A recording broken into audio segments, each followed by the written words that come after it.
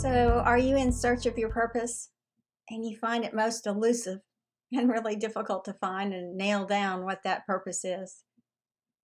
And have you looked for your purpose and then got distracted and didn't think about it for, I don't know, a few hours, a few days, a few weeks or months or years?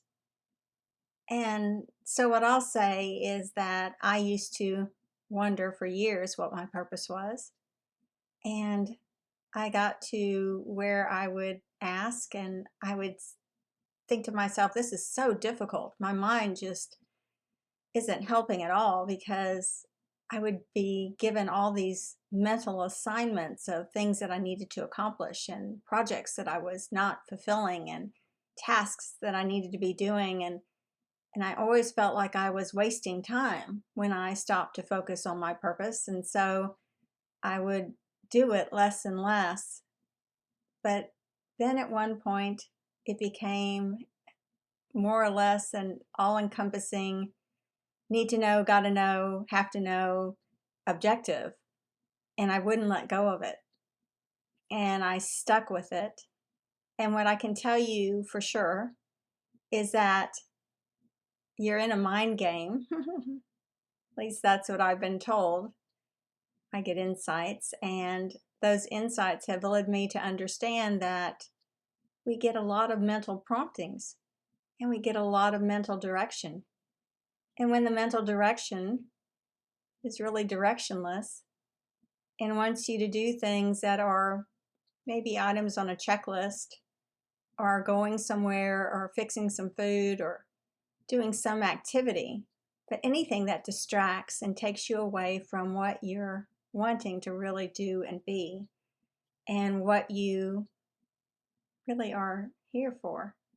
Because I believe that your purpose, if you have one, is all about why you came here and why you're living today. And so the first thing I'd say is to establish some sort of meditational practice or prayer practice. It doesn't matter, it's different terms for the same thing. But the reason that you want to get into a meditative and contemplative or prayerful kind of way is that that's the time when you still and slow the mind. Because the mind doesn't understand your purpose. It doesn't understand these spiritual objectives. It's not how it operates. And so if you recognize that, and there is a degree of pushing through, but I'll say mainly it's stilling the mind and starting with just a few seconds and seeing if you can keep the mind blank for just a short time, and then you advance. So don't take a big chunk of time and be disappointed that you couldn't do it.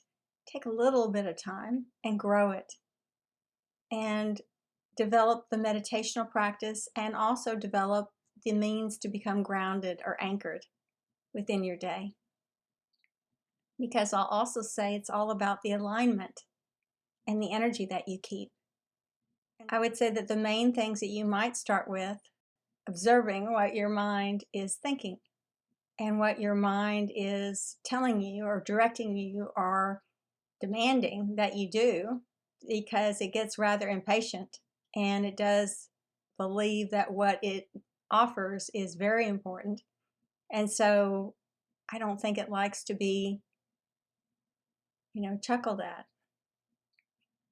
So what I find is that when the mind gives me direction and tells me that I need to go one way or the other or get certain projects done before I can do my spiritual activities, I'll chuckle at it. And what's really fun is when you get a lot of that and you chuckle at it, there's complete silence because what the mind says is very serious. And how can you laugh at what the mind is suggesting? Because it's a most serious thing.